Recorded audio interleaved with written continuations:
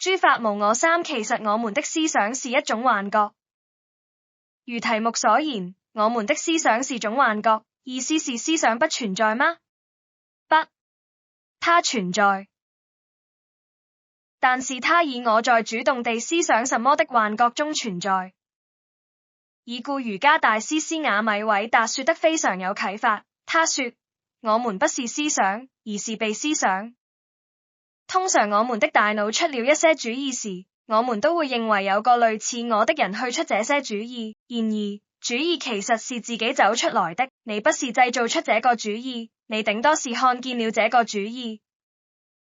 當主意是很有見地的時候，你會自鳴得意地認為自己出了個好主意。當主意強差人意時，你可能會稍微一問，為什麼我會想出這些東西來？然而通常都沒有再深究下去，就隨即忘記了。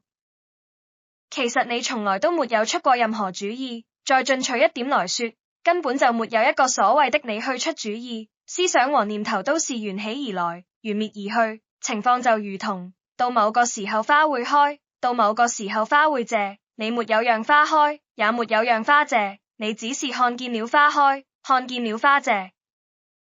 再進取一點來說，沒有一個你看見花開，也沒有一個你看見花謝，只是看見花開花謝發生了。如果你還有疑慮，不妨追溯你每一個念頭的源頭，你會發現，無論你追蹤到哪裡，是少年時的原因令你這樣想，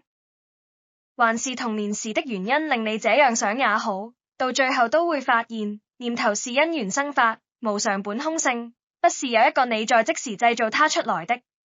我們曾經談論過我們沒有身體，現在又發現原來我們沒有思想，希望大家開始感受到這個我的虛假，揭開人生的謎底，找到真相。今集講到依度先，如果大家想共弘大道，分享這份功德，就不妨替這部影片給讚、訂閱，或者係在下面留言。只要你有咁樣做，YouTube 的演算法就會將這個頻道的影片推送給更多人，使更多人受惠。多謝。